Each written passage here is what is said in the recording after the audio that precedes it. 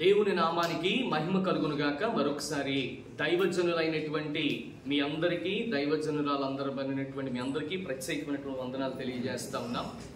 మరి దినము మరొకసారి ఈ యొక్క నెలలో ఈ రీతిగా మనందరినీ కూడా ఇక్కడ ప్రవేశపెట్టినటువంటి దేవదేవునికి మహిమ, ఘనత, ప్రభావాలు కలుగును గాక. ప్రియ దేవుని బిడ్డలని గమనించండి, ఇంతవరకు మరి మన భారతదేశం కోసం మనం ప్రార్థన చేస్తూ వచ్చాం. సంఘాల కొరకు, సార్వత్రిక క్రైస్తవ సంఘాల యొక్క మెలకువ కొరకు, ముఖ్యంగా అనేకమైన వారి జీవితాల్లో దేవుడు తన ఉజ్జీవాన్ని ఈ కడవరి దినాల్లో దేవుడు అందరికీ దయచేయలాగున మనం అందరం కూడా భారం కలిగి ప్రార్థన చేస్తూ వచ్చాం. వాస్తవానికి ఎచ్చటి వారమో ఎక్కడి వారమో అయినప్పటికీ కూడా దేవుడు ఈ దినాన్ని మనందరినీ కూడా ఒక ప్రదేశంలో సమకూర్చాడు. మనందరినీ సమకూర్చి ఆయన ఒక ప్రత్యేకమైనటువంటి కార్యం చేశాడు. అదేంటంటే మనమందరం కూడా కలిసి ప్రభుని కనపరచడానికి, ప్రభుని వేడుకోవడానికి, మా భారతదేశం కొరకు ప్రార్థించడానికి దేవదేవుడు మనందరినీ ఇక్కడ సమావేశపరిచాడని చెప్పడానికి ఏమాత్రం కూడా సందేహం లేదు. అందును బట్టి ప్రార్థించిన, అందును బట్టి పాల్గొనేటువంటి ప్రతి ఒక్క దైవజనులకు, దైవజనులందరికీ ప్రత్యేకమైన వందనాలు తెలియజేస్తా ఉన్నాం. దేవుని యొక్క పరిశుద్ధమైనటువంటి వాక్యాన్ని మనం బాగా గమనించగలిగితే, మీకు ఈ రోజున ఒక దైవజనుని మీకు నేను పరిచయం చేస్తాను. ప్రియ దేవుని బిడ్డలారా, దయచేసి గమనించండి. మరి మన ఈ పరిచర్యలో ఈ రోజున చాలా మంది మీరు అనుకుంటున్నారు నేను చాలా గొప్ప పరిచర్య చేస్తున్నానేమో అనుకుంటున్నాం. మీరైతే మీరు అనుకుంటున్నారు, నేను అనుకుంటున్నాను. ఇలా అనుకుంటూ వెళ్ళిపోతుండే ఉందే తప్ప పరిచర్య నిజంగా మనం దేవుని కోసం ప్రయాసపడుతున్నామా? నిజంగా దేవుని కొరకు మనం భారం కలిగి ఉంటున్నామా? నిజంగా మన కొరకు, మన సంఘం కొరకు, ముఖ్యంగా మన దేశం కొరకు, నశించిపోతున్నటువంటి ఆత్మల కొరకు ఏదైనా ఒక బాధ్యతను మనం కలిగి ఉన్నామా అనే విషయాన్ని జ్ఞాపకం చేసుకోవాలని ఈ యొక్క ఉదయకాల సమయంలో మీ అందరికీ నేను జ్ఞాపకం చేస్తున్నాను. వాస్తవానికి బైబిల్ గ్రంథంలో మనందరికీ సుపరిచితుడు అనబడినటువంటి మనకందరికీ కూడా ఎంతో ఇష్టం, నాకు కూడా చాలా ఇష్టమైనటువంటి పరిచర్య చేసినటువంటి గొప్ప గనుడు, ప్రార్థనా పరుడు అనబడినటువంటి పౌలు మహాశయుడు మనకు కనిపిస్తూ ఉన్నాడు. దేవుని నామానికి మహిమ కలుగును గాక. పౌలు వాస్తవానికి చూడగలిగితే 3 మిషనరీ జర్నీలు చేశాడండి. ప్రపంచాన్ని 3 సార్లు చుట్టుకుని వచ్చాడు. ఈ రోజుల్లో మనం ఎక్కడికైనా వెళ్ళాలంటే చాలా మంది బీపీలు, షుగర్లు, చాలా మందికి అనేకమైనటువంటి నాకు ఈ ఫెసిలిటీ లేదండి, నాకు ఆ ఫెసిలిటీ లేదు, నేను అక్కడ అంత దూరం ఎలా రాగలుగుతాను, నేను ఎక్కడికి వెళ్ళగలుగుతానని మనం చాలా సార్లు అనుకుంటాం. కానీ అప్పట్లో ఏమాత్రం కూడా ఫెసిలిటీస్ లేకపోయినప్పటికీ కూడా ఫెసిలిటేషన్స్ గా మీరు జ్ఞాపకం చేసుకోవాలి. అంటే గౌరవపూర్వకంగా పౌలు మహాశయుడు ప్రియమైన బిడ్డలారా ప్రభు కొరకు తన సర్వాన్ని దారపోశాడు. నేటి క్రైస్తవ జీవితంలో ఒక సేవకుడుగా దేవుడు నిన్ను నన్ను పిలిచాడు. పిలిచినటువంటి పిలుపుకు మనం కూడా ఏం చేయాలంటే నమ్మకం కలిగి, బాధ్యత కలిగి సేవ చేయగలిగితే మనము కూడా అనేకమైన వారికి ఆశీర్వాదకరంగా ఉంటాం. ఇప్పుడు చూడండి, పౌలు మహాశయుడు ఏం చేశాడు? అనేకమైనటువంటి చోట్లకి వెళ్ళి సువార్తను ప్రకటించాడు. నిజంగా ఆయన ప్రకటించినటువంటి సువార్తను బట్టే ప్రపంచం ఈ రోజున ఇన్ని దేశాలుగా క్రైస్తవ్యం అనేటువంటిది విస్తరించింది. అందులోని కూడా మనకు తెలిసినటువంటి పరమ భక్తుడు యేసుక్రీస్తు ప్రభువారికి అనుసంధానంగా నడిచినటువంటి 12 మంది శిష్యులలో ఒకడైనటువంటి తోమా గారు కూడా మన దేశానికి ఏం చేశారో తెలుసా? సువార్తను తీసుకుని వచ్చారు. మరి తోమా వేసినటువంటి విత్తనాన్ని బట్టి భారతదేశంలో ఎంతగా విస్తీర్ణమైనటువంటి పంటను కోయగలుగుతున్నాం. ఇంకా చాలా మంత పంట ఉంది, మనం కోయవలసినటువంటి బాధ్యత ఉంది. అయినప్పటికీ కూడా అనేకమైనటువంటి వ్యతిరేకాలు, అనేకమైనటువంటి దౌర్భాగ్య పరిస్థితులు, అనేకమైనటువంటి స్థితిగతులు గుండా మన భారతదేశంలో సేవకులు ఎంతో మంది వెళుతున్నారు. అయినప్పటికీ కూడా సువార్తను దేవుడు అనేకమైనటువంటి చోట్లకు ఆయన ఏం చేస్తున్నాడో తెలుసా? తీసుకుని వెళ్తున్నాడు అని చెప్పడానికి ఏమాత్రం కూడా సందేహం లేదు. చూడండి, సేవను గురించినటువంటి పౌలు చెప్పినటువంటి కొన్ని సాక్ష్యాలు, తన అద్భుతమైనటువంటి లేకపోతే తాను కలిగినటువంటి వెళ్ళేటువంటి ప్రదేశాల్లో, లేకపోతే తను సువార్త కొరకు వెళ్ళినటువంటి ప్రదేశాల్లో, అది ప్రాంతమే కానివ్వండి, ప్రదేశమే కానివ్వండి, దేశమే కానివ్వండి, అక్కడికి వెళ్ళినప్పుడు ప్రియ దేవుని బిడ్డలారా గమనించండి, ఈ రోజునైతే మిమ్మల్ని నన్ను సేవకులుగా, లేకపోతే రెవరెండ్లుగా, లేకపోతే బిషప్పులుగా దండలేసి, లేకపోతే ఇంకేం చేస్తున్నారు, సాధువులు కప్పి ఘనమైనటువంటి సన్మానాలు ఇక్కడ చేస్తున్నారు. కానీ పౌలు మహాశయుడికి అలా చేయలేదు. ఎందుకో తెలుసా ప్రియ దేవుని బిడ్డలారా? పౌలు మహాశయుడు అందరికీ తెలిసినటువంటి వ్యక్తి ఏమాత్రం కూడా కానే కాదు.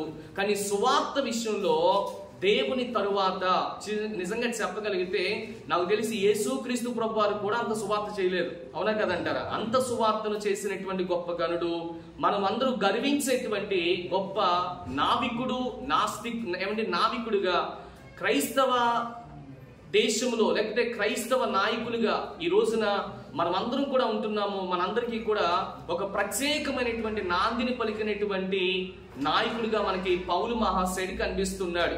పౌలు అనేటువంటి మాటకి అర్థం ఏంటంటే దీనుడు అని అర్థం. చూడండి ఏంటంట, దీనుడు. దీనుడు దేవుని కొరకు దీనస్థితిలోనికి వెళ్ళిపోయాడు. నిజంగా చెప్పాలంటే చక్కగా చదువుకున్నాడు. ఎట్ ద ఫీట్ ఆఫ్ ద గమాలియల్ పాదాల దగ్గర విద్యను అభ్యసించాడు.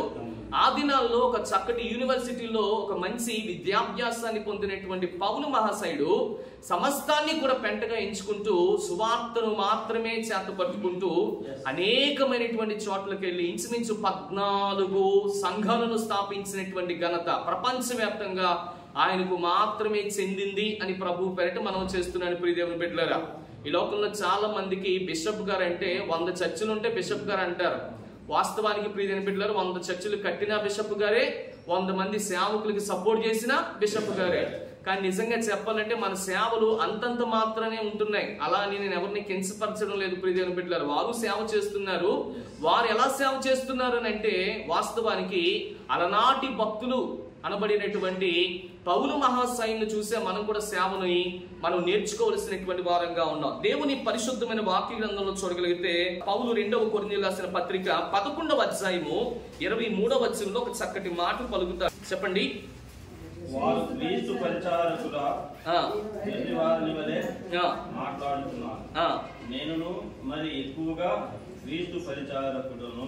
చూడండి 2వ కొరింథీయులకు రాసిన పత్రిక 11వ అధ్యాయము 23వ వచనంలో చూడగలిగితే చూడండి, ఆయన అంటున్నాడు విశేషముగా నేను ఏం చేస్తాను తెలుసా, ప్రయాసపడ్డాను అంటున్నాడు. మొట్టమొదటి అండర్లైన్ చేయండి, విశేషముగా నేను ఏం చేశాను తెలుసా, ప్రయాసపడ్డాను. వాస్తవానికి చూడండి పౌలు అంటున్నాడు నేను విశేషముగా ఏం చేశానంట చెప్పాలి, ఏం చేశాను, ప్రయాసపడ్డాను. పౌలు దేవుని విషయంలో విశేషంగా ప్రయాసపడ్డాడు. దేవుని సువార్తను తీసుకుని వెళ్ళడానికి ప్రయాసపడ్డాడు. ఒక ప్రదేశం నుండి ఇంకొక ప్రదేశానికి వెళ్ళడానికి ప్రయాసపడ్డాడు. అయితే దైవజనుడుగా ఈ రోజున క్రీస్తు ప్రభు యొక్క భారం మన మీద ఉంది కనుక, క్రీస్తు ప్రభు యొక్క ప్రియదేవుని బిడ్డలు గమనించండి, సంఘ ఆధిక్యత మన మీద ఉంది కనుక మనం ఏ విధంగా ప్రయాసపడగలుగుతున్నాము. మన ప్రయాస అంతా కూడా కేవలం మన మందిరం వాళ్ళ కోసమే ప్రయాసపడుతున్నాము. మన మందిరంలో ఉన్నటువంటి సభ్యులను పెంచుకోవడానికి మాత్రమే ప్రయాసపడుతున్నాము. మన మందిరంలో అనేకమైనటువంటి కార్యక్రమాలు చేయడానికి మాత్రమే ప్రయాసపడుతున్నామే తప్ప క్రీస్తు యొక్క ప్రియదేవుని బిడ్డలు గమనించండి, ప్రయాసం మనం పడుతున్నామా లేదా అనేటువంటి విషయాన్ని ఇక్కడ మీరు జ్ఞాపకం చేసుకోవాలని ప్రభు పక్షాన ఈ నా మాటలు నేను తెలియజేస్తున్నాను. ప్రియదేవుని బిడ్డలు దేవుని నామానికి మహిమ కలుగును గాక. చూడండి మొట్టమొదటిగా అంటున్నటువంటి మాట ఏంటంటే నేను ఎక్కువగా ఏం చేశాను తెలుసా, ప్రయాసపడ్డాను అంటున్నాడు. ఎక్కువగా నేను ప్రయాసపడ్డాను, ఎక్కువగా ప్రయాసపడ్డాను. మనం కూడా దేవుని విషయంలో ప్రయాసపడేటువంటి వారంగా ఉండాలి. ఇందాక దైవజనులు చెప్పారు మన దేశం యొక్క సంరక్షణ ఇప్పుడు ఎవరి చేతిలో ఉంది, మన చేతిలోనే ఉంది. అవునా కదా? భవిష్యత్తు తరాలకి మనం ఇప్పుడు అనేకమైన వారికి అందించేటువంటి వారంగా ఉండాలి. అలా అందించే వారంగా ఉండాలంటే ప్రభు ఇప్పుడు మనతో మాట్లాడుతున్నటువంటి మాట ఏంటో తెలుసా, మీరు కూడా ప్రయాసపడాలి అంటున్నాడు. సువార్త నిమిత్తమై పౌలు అనేకమైనటువంటి ప్రదేశాలకు వెళ్ళి ప్రయాసపడ్డా లేదా, ప్రయాసపడ్డాడు. వాస్తవానికి ఎలా ప్రయాసపడ్డాడో కొన్ని విషయాలు జ్ఞాపకం చేస్తున్నాను. అదే 11వ అధ్యాయం 23వ వచనంలో చూడగలిగితే అనేక పర్యాయములు నేను చెరసాలలో ఉన్నాను అన్నాడు. ఎన్నిసార్లు? అనేకమైనటువంటి సార్లు చెరసాలకు వెళ్ళాడు. సువార్త నిమిత్తమై పౌలు మహాశయుడు చెరసాలకు వెళ్ళిపోయాడంట. నేను అడుగుతున్నాను, మనలో ఎంతమంది జైలుకి వెళ్ళొచ్చారు? ఎవరు వెళ్ళలేదు. దేవుడికి స్తోత్రం. అంటే నిజంగా దేవుడు మనల్ని ఎవరిని కూడా జైలుకి పంపించలేదన్నమాట.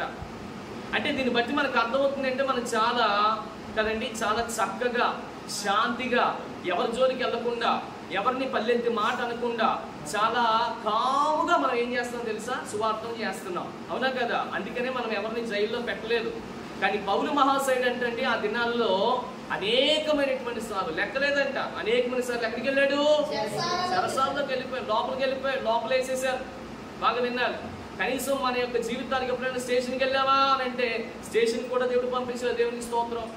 మనం జైలుకి వెళ్ళామంటే జైలుకి కూడా పంపించలేదు, దేవునికి స్తోత్రం. దీన్ని బట్టి మీకు అర్థమవుతుందని తెలుసా, పౌలు మహాసైనికు కంటే దేవుడు నిన్నే ఎక్కువగా ప్రేమించాడు. ఆయన భారాన్ని నీ మీద పెట్టాడు, ఆయన బాధ్యత నీ మీద పెట్టాడు. నీ విషయంలో ఆయన ఏదో శ్రమ పెట్టాలని కాదు, నీ విషయంలో ఆయన ఏదో బాధ చేయాలని కాదు, నీ కుటుంబాన్ని నుంచి నిన్ను ఏమిటి బయటకు తీసుకురావాలని కాదు. ప్రియ దేవుని బిడ్డలారా గమనించండి, ఇంతవరకు ఆయన అంటున్నాడు అనేకమైనటువంటి పర్యాయాలు నేను ఏం చేస్తాను తెలుసా, చెరసాలలో ఉన్నాను. ఇంకేం చేశాడంట, కింద వచ్చి అంటుంది అపరిమితంగా నేను దెబ్బలు తిన్నాను అన్నాడు. చెప్పండి ఎవరంట, అపరిమితంగా. ఒకసారి 2 గారు సాదంట, ఎన్నిసార్లు తిన్నాడు, చాలా సార్లు తిన్నాడు అని ఉంది. వాస్తవానికి యేసుక్రీస్తు ప్రభువారు అయితే 39 కొరడా దెబ్బలు ఒకసారి తిన్నాడు ఆయన. కానీ పౌలు మహాశయుడు అయితే 5 సార్లు తిన్నాడంట. అంటే చెప్పండి, క్రీస్తు దాసుడు అనిపించుకోవడానికి, క్రీస్తు సైనికుడు అనిపించుకోవడానికి ప్రభువారి కంటే ఎక్కువగా శ్రమ పడ్డాడు పౌలు మహాశయుడు. అందుకనే ప్రపంచవ్యాప్తంగా ఈ రోజున పౌలు మహాశయుని మనం ఏం చేస్తామో తెలుసా, జ్ఞాపకం చేసుకుంటున్నాం. అన్ని దేశాల్లో సువార్త చేశాడు, అన్ని దేశాలకి తన యొక్క కాలును మోపాడు, అన్ని దేశాల్లో సువార్తమానాన్ని చాలా చక్కగా బయటికి తీసుకుని వెళ్ళాడు. ఈ సమయంలో మీరు నేను గమనించవలసిన విషయం ఏంటంటే, అపరిమితంగా మనం కూడా ఎప్పుడైనా దెబ్బలు తిన్నామా? గమనించండి, ఎవరైనా మనల్ని కొట్టారా? సువార్త నిమిత్తంలో ఎవరైనా కాళ్ళు ఏమండి ఒకవేళ కాళ్ళు పట్టుకొని నిలబెట్టారా? నిన్ను కొట్టారా? నిన్ను తన్నారా? నిన్ను పిడిగుద్దులు గుద్దారా? దయచేసి గమనించండి. యేసు ప్రభువు అన్న మాట ఏంటంటే, లోకంలో నాకు శ్రమ కలిగింది, మీకు కూడా ఏం కలుగుతుందో తెలుసా, శ్రమ కలుగుతుంది. అంటే ఆయనను అన్వేషించిన వారికి, ప్రాముఖ్యంగా ఆయన కావాలనుకున్న వారికి, లేకపోతే ఆయన దగ్గరికి రావాలనుకున్నటువంటి వారందరికీ కూడా ఫస్టే దండలేసి సాల్వాలేసి, లేకపోతే ప్రియమైన బిడ్డలు గమనించండి, పదవులు ఇచ్చేటువంటి దేవుడు కాదు ఆయన. నేను బహుగా ప్రయాసపడ్డానన్నాడు. దేని విషయంలో కాదు, తన్నులు తినేటువంటి విషయంలో. నేను బహుగా ప్రయాసపడ్డానన్నాడు పౌలు. దేని విషయంలో చెప్పండి, దెబ్బలు తినేటువంటి విషయంలో. నిజంగా భక్తుల్ని ఎవరిని అంతలా కొట్టలేదంట, కానీ మహానుభావుడు ఎక్కడున్నాడో కానీ ఆయనకి మనం అందరం కూడా శిరస్సు వంచి పాదాభివందనం చేయాలి కదండి. ఈ రోజున అటువంటి భక్తులను మనం కూడా కనుగొనేటువంటి వారంగా ఉండాలి. చరిత్రను మనం చదవడం కాదు, కానీ చరిత్రలో జరిగినటువంటి సంఘటనల్ని భక్తులు ఏ విధంగానైతే మనకు వివరించారో ఆ విధమైనటువంటి ఆలోచన విధానాలు మనం కలిగి ఉండి మనం కూడా ఆ విధంగా ముందుకు సాగాలని ప్రభు పేరిట మరొకసారి మనం చేస్తున్నాను. ఇంకో మాట అన్నాడు, ఏమంటున్నాడు అక్కడ 23వ వచనంలో అన్నాడు, అనేక మార్లు ప్రాణాపాయములో నాకు ఉన్నాయి అన్నాడు. చాలా సార్లు ప్రాణాపాయం వచ్చింది. చాలా మంది సువార్తను ప్రకటిస్తుంటే కత్తులు పట్టుకొచ్చారు, అనేకమైన సార్లు కర్రలు పట్టుకొచ్చారు, అనేకమైన సార్లు నన్ను చంపాలని చూశారు. కానీ ఆ ప్రభు దయ వల్ల నేను ప్రభుకు మనసు ఇచ్చాను కదా, చివరి వరకు కూడా నేను అక్కడే ఉంటాను, చివరి వరకు కూడా నేను అక్కడే మాత్రమే దేవుని విషయంలో నేను నమ్మకంగా ఉంటాను, నా తుది ప్రాణం కూడా ఆయన కొరకు నేను విడిచిపెడతానని నమ్మకంగా ఒక డెడికేషన్ చేసుకున్నాడు. కనుకనే మహాశయుడు అంటున్నటువంటి మాట ఏంటో తెలుసండి, అనేకమైనటువంటి సార్లు నా ప్రాణాన్ని కూడా ఏం చేసాం తెలుసా, అపాయంలో ఉన్నది. ఈ రోజుల్లో మనం కూడా చాలా సార్లు అపాయంలో ఉన్నాం. ఇప్పుడైతే మన సౌత్ ఇండియా కొంచెం పర్వాలేదు, కానీ ఇందాక సేవకులు చెప్పారు కదా, నార్త్ లో మనం చూడగలిగితే ఇంచుమించు 14 నుండి 19 రాష్ట్రాల్లో సువార్తను బంద్ చేశారు. సేవకులు ఏం తింటున్నారు అని ఇందాక సేవకులు అడిగారు. సేవకులు ఇందాక ఏం పెట్టి పోషించబడుతున్నారని అడిగారు. నిజంగా చూడండి, మనకైతే నిజంగా మనం చాలా సేఫ్ బౌండరీస్ లో ఉన్నాం, చాలా గ్రేస్ పీరియడ్ లో ఉన్నాం. నిజంగా నాకు ఎంతో మంది ఆ యొక్క రాష్ట్రాల నుంచి కాల్ చేస్తుంటే చాలా బాధ కలుగుతుంది. ఒకసారి నిద్ర కూడా పట్టడం లే, భారం బాధ్యత. ప్రియమైన పిల్లలు, మనకంటే మన యొక్క సేవకులు ఎంతో మంది కష్టపడుతున్నారు, జైలుకి వెళ్తున్నారు, అనేకమైనటువంటి ప్రాణాయప పరిస్థితులు కూడా ప్రయాణం చేస్తున్నారు. నిజంగా సేవకుడు అంటే ప్రియమైన పిల్లరా, సేవ ప్లస్ కూడు ఈజ్ఈక్వల్ టు సేవకుడు అన్నారు. సేవ అంటే ఏంటి? సేవ చేస్తేనే కూడు, అర్థమవుతుందండి. పని చేస్తేనే జీతం. ఈ రోజున ఏదైనా వండుకుంటూనే మనం తింటాం. ఈ రోజున సేవకుడు అని అంటే ప్రియమైన పిల్లలు గమనించండి, చాలా మంది అనుకుంటాం సేవ చేస్తేనే మనకి ఇదేమో అనుకుంటాం. కాదు ప్రియమైన పిల్లలు, ఈ రోజున ఇంకా చాలా మంది అక్కడ సేవ చేస్తున్నారు, కానీ వారికి సరైనటువంటి కూడు లేదు. మరి దాన్ని ఏమంటారు? చాలా మంది వేదనతో ఉన్నారు. భార్య ఒక చోట ఉంది, భర్త ఒక చోట ఉంది, మొన్న ఒక చెల్లి ఫోన్ చేసింది, నాన్నగారిని జైల్లో పెట్టారన్నా 11 నెలలు అయింది ఏమంటే ఉత్తరప్రదేశ్లో, కానీ కనీసం ఆయన ఇప్పుడు వరకు ఎక్కడున్నాడో కూడా మాకు ఏం చేయలేదో తెలుసా, మాకు తెలియలేదు. దయచేసి నాన్న కోసం ప్రార్థన చేయండి, నాన్న ఉన్నాడో లేదో కూడా తెలియదు. జైల్లో పంపించిన తర్వాత అక్కడ ఉన్నటువంటి వారందరూ కూడా ప్రియని బిడ్డలారా, ఏ కేసు కోసం వచ్చావు నువ్వు అని అడుగుతుంటే వారందరూ అంటారంట, ధర్మ పరిరక్షణ కోసం వచ్చానని. అంటే అక్కడే చాలా మంది ఏం చేశారు, మానభంగాలు చేసి, దొంగతనాలు చేసి, హత్యలు చేసి వచ్చినటువంటి ఆ యొక్క జైల్లో ఉన్నటువంటి ఖైదీలందరూ కూడా సేవకుల్ని ప్రియని బిడ్డలారా గమనించండి, ఇంకే పని లేదా, ఈ పని కోసం ఇక్కడికి వచ్చావని వాళ్ళే సేవకుల్ని తన్నుతున్నటువంటి రోజులు, దినాలు ఈ దినాల్లో మనం చూస్తున్నాం ప్రియని బిడ్డలారా. ఈ రోజున దేవుని పరిశుద్ధమైన వాక్యం మనకు సెలవిస్తున్నటువంటి మాట ఏంటంటే, అనేకమైనటువంటి సార్లు నేను ఏం చేశాను తెలుసా, ప్రాణాపాయంలోనే ఉన్నాను. ఈ రోజున కూడా మన జీవితాలు కూడా అలా ఉన్నాయి. రాబోతున్నటువంటి నువ్వు సరిగా ప్రార్థన చేయకపోతే, భారం కలిగి బాధ్యత కలిగి మనం కూడా సరిగా ఉండలేకపోతే, రేపొద్దున మన ప్రాణాలు కూడా అదే హాని జరగబడుతుంది.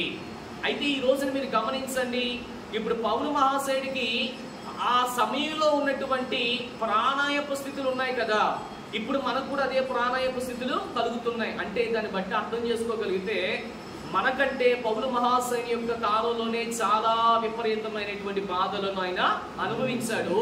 ఎక్కడ ఉన్నటువంటి క్రూరుల కంటే అక్కడ ఉన్నటువంటి క్రూరులు ఇంకా చాలా ఎక్కువగా వారిని హింసించారు. అందుకని నా ప్రాణానికి చాలా సార్లు హాని ఉంది అని మాట్లాడుతున్నాడు. ఇకపోతే కింద వచ్చిన అంటున్నాడు చూడండి, 2వ కొరింథీయులకు రాసిన పత్రికలో మనం చూడగలిగితే 11వ అధ్యాయం 24వ వచనం చూడగలిగితే అంటున్నాడు, అక్కడ యూదుల చేత 5 మార్లు ఒకటి తక్కువ 40 దెబ్బలు తిన్నాను అన్నాడు. చెప్పాను కదా ఇందాక, యేసు ప్రభువారు 1 తక్కువ 40 దెబ్బలు ఒకసారి తిన్నాడు ఆయన. కానీ పౌలు మహాశయుడు అయితే 5 సార్లు తిన్నాడంట. ఎన్నిసార్లు? 5 సార్లు. నిజంగా ప్రియమైన బిడ్డలు గమనించండి, తన శరీరాన్ని ఎవరికి ఇచ్చాడో చెప్పమంటారా? చెప్పండి, ఎవరికి ఇచ్చాడు?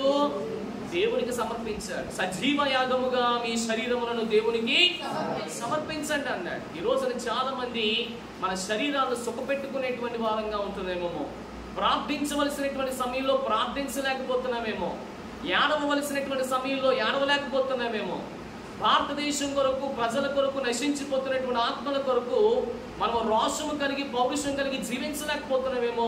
దయచేసి మిమ్మల్ని మీరు ప్రశ్నించుకోవాలని ప్రభు పేరిట మీకు ఈ మాటలు తెలియజేస్తున్నాడు ప్రియమైన బిడ్డలారా. చూడండి, అలాగే 25వ అధ్యాయంలో చూస్తే ఒక మాట అన్నాడు, ముమ్మారు బెత్తముతో కొట్టబడింది అన్నాడు. చూడండి, బెత్తంతో ఎవరు కొడతారండి? అసలు పిల్లల్ని తల్లిదండ్రులు కొడతారు బెత్తంతో. దేనికి? సామెతల గ్రంథంలో రాశాడు, ఏమండి, తండ్రి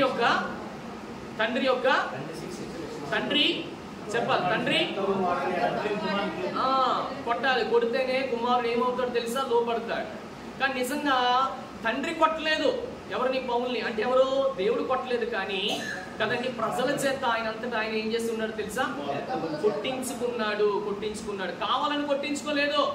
సువార్తను ప్రకటించేటువంటి సమయంలో కొట్టారంట ఆయన్ని. కర్రలతో కొట్టారంట, దుమ్ములు విరిగిపోయినట్టు కొట్టారంట, శరీరాన్ని చిత్రహింసలు చేశారంట, శరీరాన్ని అంతా కూడా దేహాల చేత, గాయాల చేత గాయపరిచారంట. మొన్న కూడా నేను ఒక వీడియో చూశాను ప్రియదేవుని బిడ్డలారా, నన్ను రక్షించండి నేను ఒక అబ్బాయి, ఏమండి, 2-3 కుర్రోళ్ళు ఐరన్ రాడ్లు తీసుకుని మరీ కొడుతున్నారు. ఎవరిని అనుకున్నారు? ఒక సేవకుణ్ణి. అయ్యా, నేను చేసిన తప్పేంటయ్యా అంటున్నాడు ఆయన. మాట్లాడుతున్నావేంటి అని చెప్పేసి ఒకడు తర్వాత ఒకడు ఎక్కడ పడితే అక్కడ కొడుతున్నాడు. ఏ చెయ్యి పెట్టినా, ఏ కాలు పెట్టినా కాలు విరిగిపోతున్నాయన్నమాట. ప్రియదేవుని బిడ్డలారా గమనించండి, ఈ రోజున సువార్తకి ఇచ్చేటువంటి రివార్డ్ ఏదన్నా ఉందనంటే దెబ్బలే. కనుక ఈ రోజున దెబ్బల కొరకు కూడా మనం కూడా ఏం చేయబడాలో తెలుసా? సిద్ధపడాలా, పారిపోవాలా? నిజంగా సిద్ధపడ్డాడు కనుకనే చరిత్రలో ఉండిపోయాడు. నిజంగా సిద్ధపడ్డాడు కనుకనే దేవుని ఆత్మ తనతో ఉంది. తన చనిపోయిన తర్వాత అంటండి, పౌలు మహాశయుడు చనిపోతే, వినండి, చనిపోతేనంట పరలోకంలో ప్రభు లేచి నించున్నాడంట. ఎందుకు తెలుసా? లేచి నించున్నాడంట. అయ్యో నా కుమారుడు ఏమంటే చిరస్థాగనం చేపడ్డాడు అని పరలోకంలో ఆయన నించుంటే దేవదూతలన్నీ అనుకున్నాయంట రెండవ రాకడ వచ్చేసిందేమో, అందుకని ఆయన నించున్నాడేమో అనుకున్నారంట. దేవుని నామానికి మహిమ కలుగును గాక. ఇంతకీ పౌలు మహాశయుడు చనిపోయినటువంటి ఘనత ఏమంటే అక్కడ చిరస్థాగనం చేయబడితే ఒక్కసారి తన ఆత్మ అలాగా పరదేశంకి ఏమొచ్చింది తెలుసా? పరదేశంకి అలా వచ్చినటువంటి తర్వాత ప్రభు లేచి నిలబడినటువంటి పరిస్థితులు మనకు కనిపిస్తున్నాయి. కనుక మన ప్రార్థన ద్వారా, మన పరిచర్య ద్వారా మనకి ఏదైనా జరిగితే ప్రభు ఏమైనా స్పందించే విధంగా ఉంటున్నాడా? ప్రభు కనీసం మన విషయంలో ఏదైనా ఒక అలజడంటూ మనకి ఏమైనా కనిపిస్తుందా అనే విషయాన్ని మనం జ్ఞాపకం చేసుకోవాలి. అందుకని అన్నాడు, ముమ్మారులు నన్ను బెత్తంతో ఏం చేశారో తెలుసా? కొట్టారు. ముమ్మారులు బెత్తంతో కొట్టారు. ప్రియదేవుని బిడ్డలారా, చూడండి, చిన్నప్పుడు మీలో చాలా మందికి నాకు తెలిసి మీ అమ్మగారులు మీ నాన్నగారులు ఏం చేశారో తెలుసండి? తామిర్లు వచ్చినప్పుడు ఏం చేశారు? చర్మానికి మచ్చలేసారు. ఉన్నాయని మీకు లేవలేదా? కేకలు వేసుకునే మచ్చలు ఉంటాయి. అలాగే చాలా సార్లు జాండీస్ తామిర్లు ఏదైనా వస్తే మచ్చలు వేసేవారు. ఉన్నాయా మీ అందరికీ? ఇవి మాత్రం బాగా ఉంటాయి. దేవునికి స్తోత్రం. ఎందుకంటే అమ్మ నాన్న వేసిన గుర్తులు లేకపోయినా ఇప్పుడు సువార్త నిమిత్తమై మనకేం గుర్తులు ఉన్నాయి మన శరీరం మీద? ఈ లోకంలో చాలా మంది యవ్వనస్తులు, చెల్లెళ్ళు గాని తమ్ముళ్ళు గాని ప్రియదేవుని బిడ్డలారా పిచ్చగా తయారయ్యారనమాట. ఎంత అంటే వాళ్ళు టాటూలు వేసుకుంటున్నారు. ఏంటో తెలుసా అండి? వాళ్ళు ఇష్టమైనటువంటి హీరోని టాటూలు వేసుకుంటున్నారు. లేకపోతే వాళ్ళకి ఇష్టమైనటువంటి సినీ నటుల యొక్క టాటూలు వేసుకుంటున్నారు. లేకపోతే వాళ్ళకి ఇష్టమైనటువంటి వాళ్ళు పచ్చబొట్లు పొడిపించుకుంటున్నారు. నేను అంటున్నాను, పచ్చబొట్టు పొడిపించుకున్నటువంటి ఎప్పుడు పరలోకంలోకి వెళ్ళండి, దేవుని వాక్యం చెప్పింది. అర్థమవుతుందండి? అందుకే నీకేమన్నా ప్రియజన్ బిడ్డలు గమనించండి, నువ్వు ప్రేమించగలిగితే దేవుడు అన్నాడు, నా కోసం కూడా నువ్వు పట్టబొచ్చు పట్టించుకోక్కర్లేదు. ఎందుకో తెలుసా? నీ దేహమే నాకు ఆలయం అన్నాడు. కనుక ఆలయాన్ని ఆలయంగా చూడగలిగితే, ఆలయాన్ని ఆలయంగా ప్రేమించగలిగితే దేవుడు మన జీవితంలో కూడా కార్యాన్ని చేస్తాడనే విషయాన్ని జ్ఞాపకం చేసుకోలేకపోతే 25వ అధ్యాయంలోకి వస్తుంటే ఒకసారి రాళ్లతో పట్టబడ్డాడు. అబ్బబ్బా, ఏమిటి? మోషే ధర్మశాస్త్ర ప్రకారం ఏం చేశాడు? నిజంగా చెప్పంటారా? స్టెఫన్ను చంపించినటువంటి ఘనత ఎవరికి వచ్చింది? పౌలుకి వచ్చింది.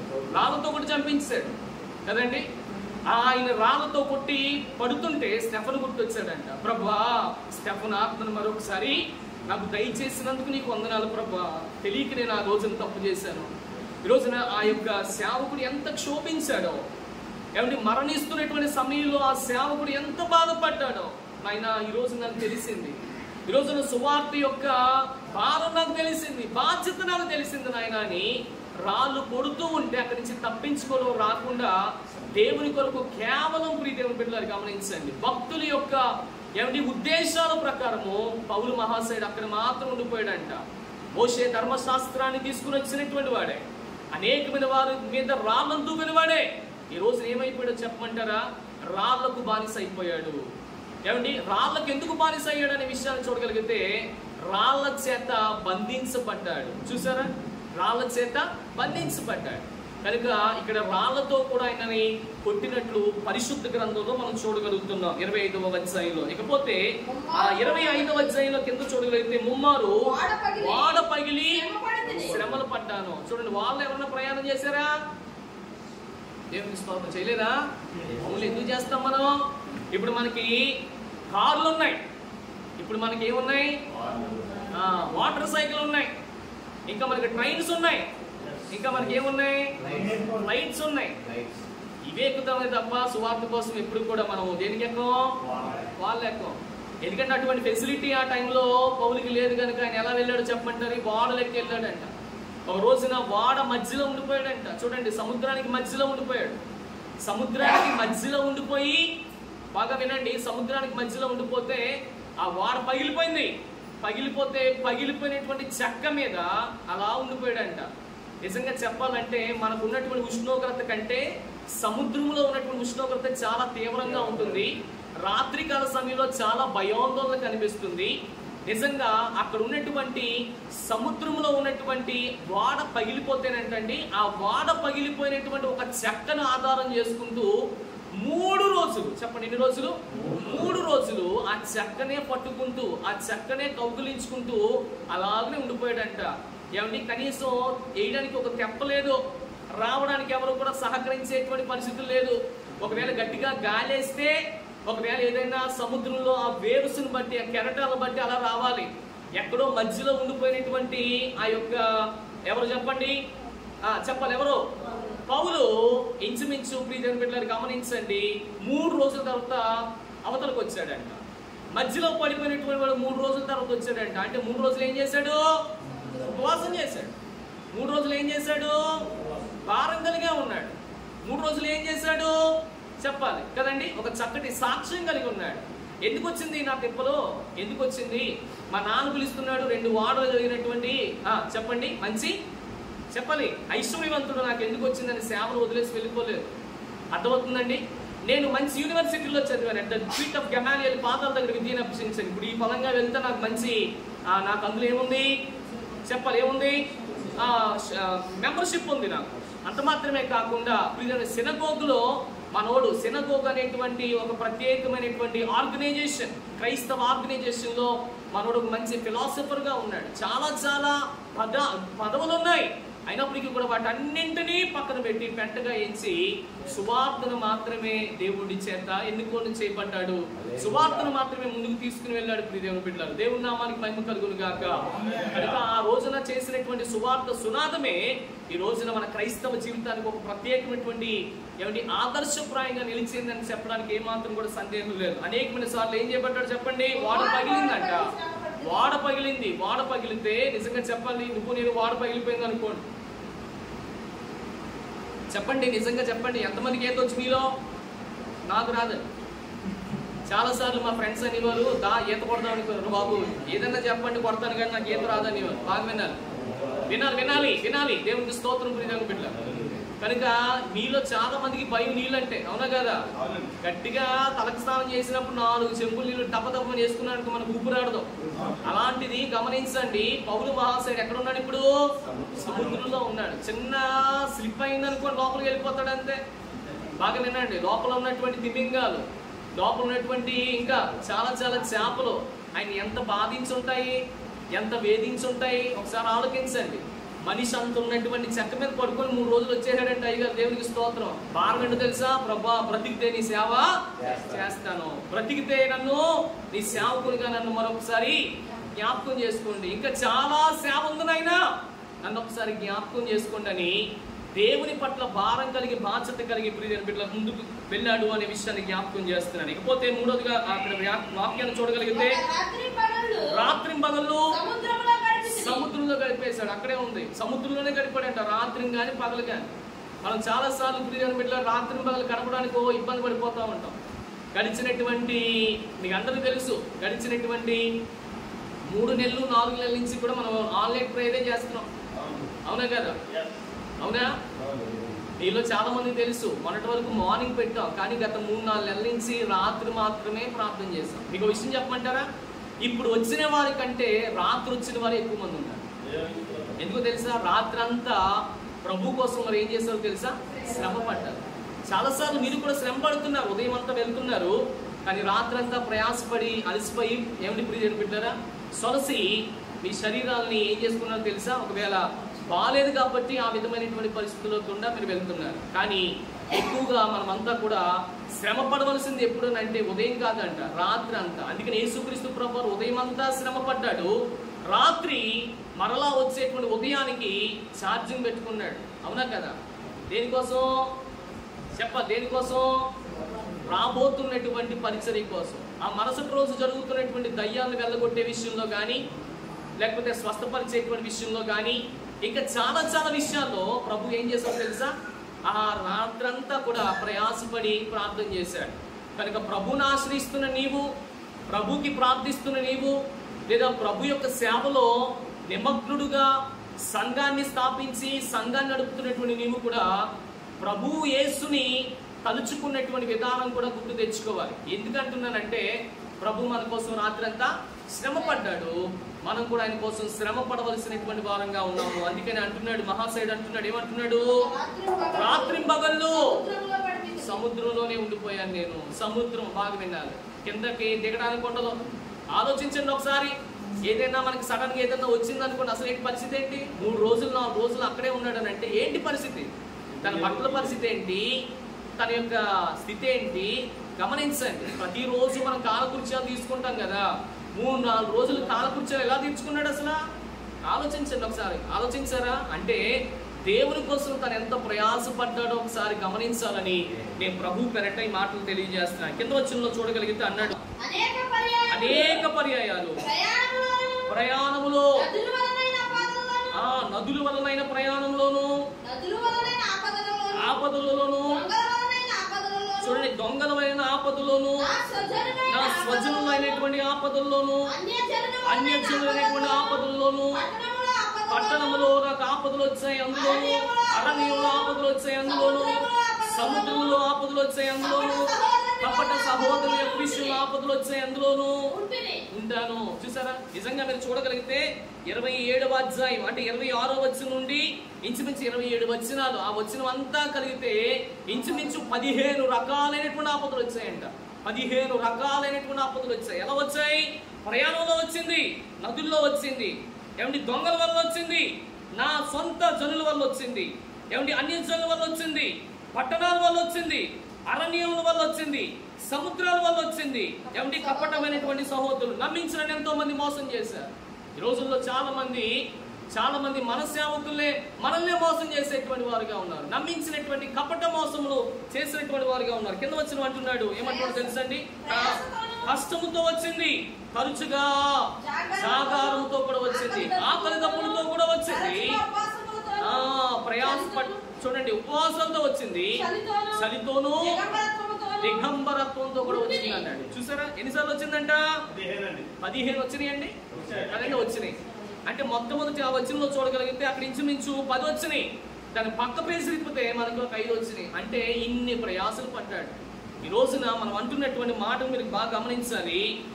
సేవను గురించినటువంటి పౌలు చెప్పినటువంటి సాక్ష్యం అండి. ఇన్ని శ్రమలు పడ్డాను నేను నా జీవితంలో. నేను అంటున్నాను, నా ప్రియ దైవజనుడా, నా ప్రియ దైవజనురాలా, యేసు ప్రభు వారి కొరకు తన సేవ కొరకు ఏదో చేస్తున్నామన్న పేరుకు మాత్రమే చేస్తున్నామా? నిజముగా మనము దేవుని పట్ల అచంచలమైనటువంటి నమ్మకం కలిగి విశ్వాసం కలిగి మనం సేవ జరిగిస్తున్నామా లేదా అనే విషయాన్ని ఒకసారి మిమ్మల్ని మీరు ప్రశ్న వేసుకోవాలని ప్రభు పేరిట మనం చేస్తున్నాం. చివరికి ఒక మాటను చెప్పి నేను ముగిస్తాను. చూడండి చివరి మాట ఏంటంటే అక్కడ రాయబడినటువంటి మాట 2వ కొరింథీయుల రాసిన పత్రిక 11వ అధ్యాయం 27వ వచనమా, ప్రయాసముతోను, చూడండి ప్రయాసముతోను, కష్టములతోను, జాగరములతోను, ఆకలి దప్పికతోను, ఉపవాసముతోను, చలితోను, దిగంబరత్వముతోను ఉన్నారు. చూడండి ఉన్నాయి, చాలా ఉన్నాయి, కానీ అన్ని చెప్పలేదు. ఇంతవరకు చాలు. మీకు టైం అయిపోయింది, చెప్పాలి. వాక్యానికి కూడా టైం అవుతుంది. అవునా కదా? వాక్యానికి అక్కడ టైం అవుతుంది. బాగా గమనించండి. ఇక్కడ పౌలు అంటున్నటువంటి మాటలు తెలుసా? చూడండి, ఇందాక దైవజనులు చెప్పారు మనం ఎలా ప్రయాసపడుతున్నామని చెప్పారు. కానీ ఇక్కడ కూడా అదే మాటను కోడీకరించి నేను మాట్లాడుతున్నాను. విషయాన్ని గమనించండి. మనం రాబోతున్నటువంటి విపత్తులు అన్నిటి నుండి కూడా మనం ఏం చేయాలో తెలుసండి. ఇప్పుడు ప్రయాసముతోనూ, కష్టముతోనూ, తరచుగా జాగారముతోనూ, ఆకలి దప్పులతోనూ, ఉపవాసముతోనూ, చలితోనూ, దిగంబరత్వం. చూడండి, చలి దిగంబరత్వం పక్కన పెట్టండి. ఇది చలికాలం కాదు కాబట్టి చలి దిగంబరత్వం పక్కన పెట్టండి.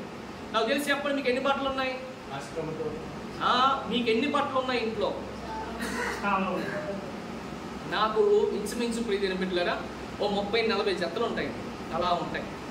మా ఆవిడ గారు చెప్తాను, ఎందుకు వచ్చిందని బట్టలు, నువ్వు కష్టపడుతున్నావు, ఉతుకుతున్నావు అమ్మాయి, డిటర్జెంట్లు వేస్తూ చెప్పాలి, ఇంకా టైం వేస్తూ, మా కరెంటు బిల్లు వేస్తూ, అన్నీ వేస్తూ, బయటికి వెళ్ళడానికి ఒక 4 జతలు, ఇంట్లో వేసుకోవడానికి ఒక 4 జతలు ఉంటాయి, సరిపోతుంది. అంతే కదా? మనకి 40-50 జతలు ఎందుకండి? చాలా మంది స్త్రీలు ప్రీతి బిడ్డలారా వారి జీవితాల్లో చీరలు పిచ్చోళ్ళు ఉంటారు కదండి. నిజంగా నేను అనుకుంటాను, మీకు పాపం నిజంగా అంటున్నాను, మీకు ఆ టైంలో పెళ్ళి అయిపోయింది. నిజంగా మీకే కానీ పెళ్ళి అవ్వలేకపోతా ఉంటే మీ పిచ్చితనానికి నిజంగా చూడండి, ఏ మర్చెంటునో తీసుకురావాలి. ఏ మర్చెంటు? చంద్ర బ్రదర్సో, కంచి కామాక్షో, చెప్పండి కదండి, బొమ్మనా బ్రదర్సో, సిఎంఆర్, ఇలాంటి పెద్ద పెద్దలు చేసుకుంటే ఎంత ఎలా ఉంటుంది మీకు? షాప్ అంతా ఇంట్లోనే ఉంటుంది. దేవునికి స్తోత్రం. కానీ వాస్తవానికి ఇక్కడ వాక్యం చెప్పాలంటే నాకు తెలిసి పౌలు మహాశయుడికి ఉన్నటువంటి బట్టలు ఎన్ని ఉన్నాయి చెప్పంటారా? ఎన్ని ఉన్నాయి? ఒకటే, రెండు. అర్థమవుతుందండి? ఒక దాన్ని కట్టుకునేవాడంట, ఇంకొక దాంతో పెట్టారు, అలా ఆడబెట్టుకునేవాడు. మీ అందరికీ మీకు జ్ఞాపకం చేయడానికి మన యొక్క ఈస్ట్ గోదావరి డిస్టిక్లోనే మన ముందున్నటువంటి అపోస్తుడైనటువంటి ప్రియదేవుని బిడ్డలు గమనించండి, పిఎల్ పరంజ్యోతి గారు మనకు అందరికీ తెలుసు.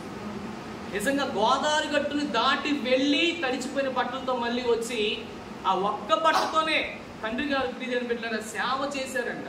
నేను విన్నాను, చాలా మందికి బాధపడ్డాం. ఎంతో మందికి ఆ విషయాన్ని చూసిన తర్వాత ఒళ్ళంతా కూడా ఏమండి గబ్బులు పొడిచినాయి. కారణం తెలుసండి, అలనాడు దైవజనులు ఏది ఆశించకుండా ఒకే ఒక్క బట్టతో తడిచిపోయి ఆ బట్టను ముంచుకి ఏం చేసేవారు? పిండేసి అలాగ ఆరబెట్టినటువంటి ఆ దడిలోనే వాళ్ళు ఉండేవారు, ఆడేవారు. అర్థమవుతుందా? అలా ఆరిపోయేటంత వరకు ఉండి మరలా దాన్ని కట్టుకొని ఇక మీదట ప్రయాసపడుతూ దేవుని కొరకు మరలా ఇంకొక ప్రదేశానికి వెళ్ళేవారు. ఈ సమయంలో దేవునికి ఒక బట్ట ఇవ్వలేదు, 4 బట్టలు ఇచ్చాడు. అందుకని నీ పొరుగు వారిని ప్రేమించి నీకున్నది ఎవరికి ఇవ్వాలి?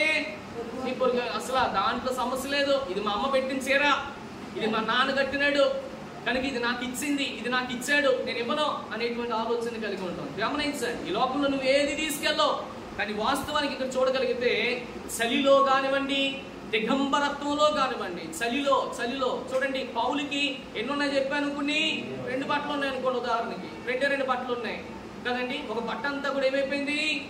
తడిసిపోయింది. ఒకసారి సముద్రంలో ఉంటే ఆ బ్యాగ్ కూడా తడిసిపోయింది. మరి ఏం కట్టుకున్నాడు?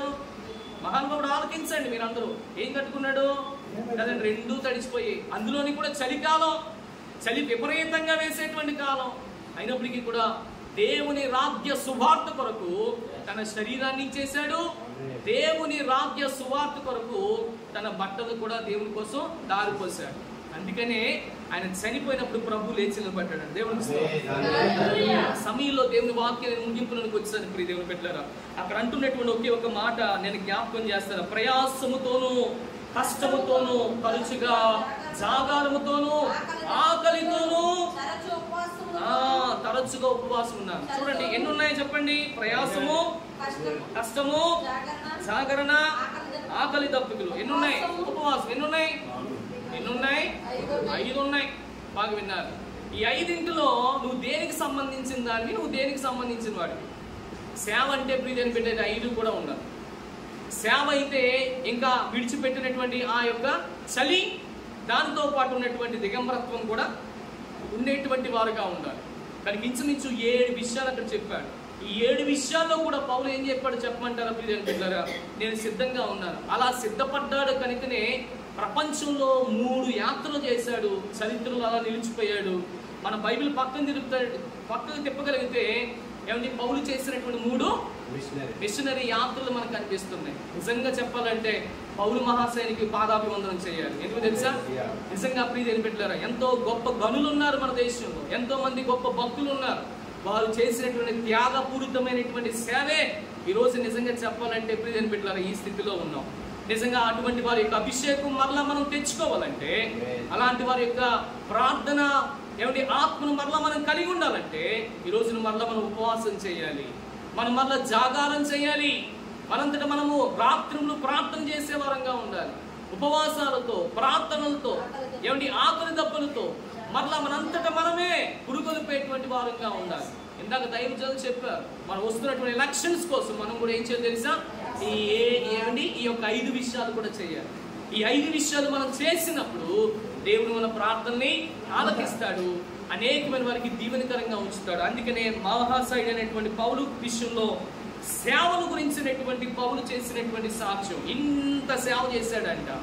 ఎంత సేవ! నేను అంటున్నాను, ముగిస్తున్నాను ప్రియ దేవుని బిడ్డలారా, గమనించండి. అదేంటంటే సేవ చేయడం ముఖ్యం కాదు, కానీ సేవలోని సాక్ష్యం కలిగి ఉండడమే చాలా అర్థమవుతుందా?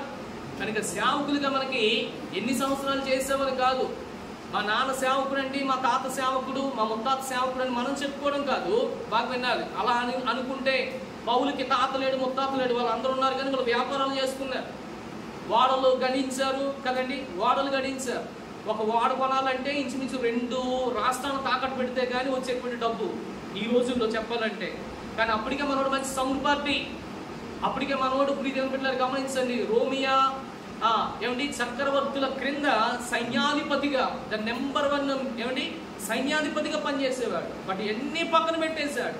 దర్శనం వచ్చింది రాత్రి అంటే ఆ యొక్క మధ్యాహ్న సమయంలో దేవుడు దర్శించాడు. దర్శనానికి పడిపోయాడు, దర్శనంతో దేవుణ్ణి తీసుకున్నాడు, దర్శనంతోనే వెళ్ళిపోయాడు.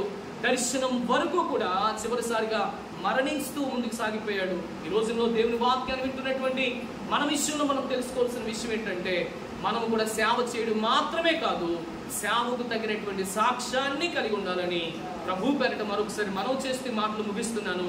దేవుడు తన పరిశుద్ధమైన కొన్ని మాటలు మన వెనుకలో దీవించును గాక. ప్రార్థన చేసుకుందాం. దయచేసి అందరం తలలో వంచు. పరిశుద్ధుడా మీకు స్తోత్రం.